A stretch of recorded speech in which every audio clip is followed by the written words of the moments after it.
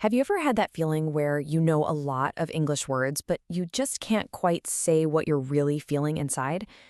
Learning to talk about your emotions is that key step that takes you from just speaking a language to actually connecting with people. So let's dive in and figure out how to do just that. So, how do you actually do it? I know it can feel a little weird or even difficult at first, but I promise you, it's a skill that anyone can learn. And in this explainer, we're going to break it down step by step.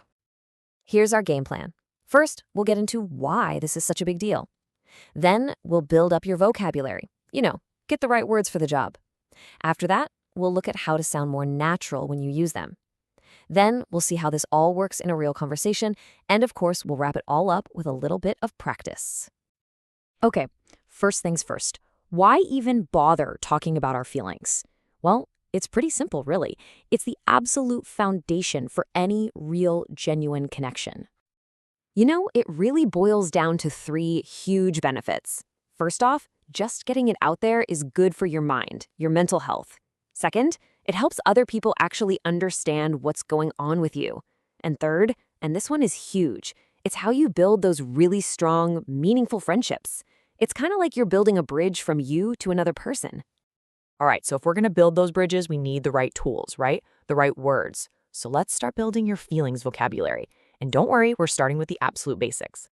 Let's start with 6 feelings that are, the building blocks. We all know happy, right? That's when you're smiling, you're laughing. The flip side of that is sad, when you just feel like crying. Then there's angry. You know that feeling when you just miss the bus? Ugh, we've all been there. And of course, tired after a really long day. Excited, like right before a holiday or a big trip. And scared, maybe you're watching a spooky movie late at night. Okay, here's a really simple but super helpful tip for you. You can say, I feel tired, or I am tired. For these basic feelings, they mean exactly the same thing. So no need to stress about which one is right, because they both are. All right, let's get a little more specific now. What's the deal with nervous versus anxious? They seem similar, right? Well, you might feel nervous right before a test. It's usually a short-term thing. But anxious, that's a much stronger, deeper kind of worry. Think about the feeling you get before a massive job interview. That's anxiety. It's just a more intense word for more intense feeling. Okay, how about this pair? Frustrated and overwhelmed. You feel frustrated when you're stuck. Like you're trying to build some furniture and the instructions make absolutely no sense. But you feel overwhelmed when there's just too much, way too much to do, like staring at a mountain of homework that feels impossible to finish. Let's add 4 more really powerful words to your collection. You feel proud when you've done something great. You might feel lonely when you're by yourself and wish you had someone to talk to. Confident. That's that awesome feeling when you just know you can do it. And disappointed is that sinking feeling when things just don't go the way you hoped. Okay, so we've got the words. Now, how do we actually use them so we sound more natural, more like a native speaker? Well, it's all about adding a little bit of detail, a little bit of color. Right, one of the biggest things to get is that feelings have different levels of intensity. You can really show how strong a feeling is. Think of it like a ladder. At the very bottom, maybe you're just a bit sad. Climb up a step and you're very sad. And if you're at the very top, you could be completely devastated. See? Using words like a bit, very, or completely paints a much clearer picture. You want to know a really great trick to sound more natural? Idioms. These are those fun, quirky phrases where the meaning isn't what the words literally say. For example, if you're just incredibly happy, you could say, I'm on cloud 9. Or if you're feeling a little sick, a super common one is, I'm feeling a bit under the weather. You just got to learn them as a whole phrase. Okay, but let's be real. Talking about your feelings isn't just about you, right? It's not a monologue. It's about connecting with other people.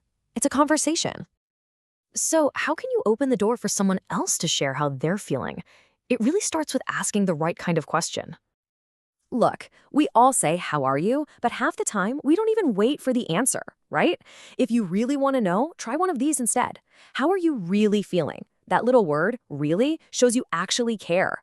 Do you want to talk about it? That's such a gentle, no-pressure invitation. And is something on your mind? That's perfect when you can tell someone seems a bit off or worried. And then what? They've opened up to you. What do you say back? This is where empathy comes in. It's all about showing that you understand and can share in what they're feeling. And here are some phrases that are absolute gold for building that connection. That must be really hard. Shows you get it. I understand how you feel. Creates that instant bond. And I'm here for you. Honestly, that might be one of the most powerful things you can say. It tells them they're not alone. And you can almost never go wrong with, "Thanks for sharing that with me." It shows you value their trust. Okay, theory is great, but now it's time to put all of these pieces together. Let's practice using these new skills in some everyday situations. Okay, let's run through a few quick scenarios. Imagine you had a terrible day at work. You could say, I'm feeling a bit overwhelmed today. What if you're super excited for a concert? You can whip out that idiom, I'm on cloud nine. Or what if a big project you poured your heart into just didn't work out? You could say, I'm really disappointed. See how choosing the right word makes everything so much clearer? So, how can you keep getting better at this on your own? I've got 2 super simple tips for you. First, try keeping a feelings journal. Seriously, just 1 sentence a day. Today I feel, and fill in the blank.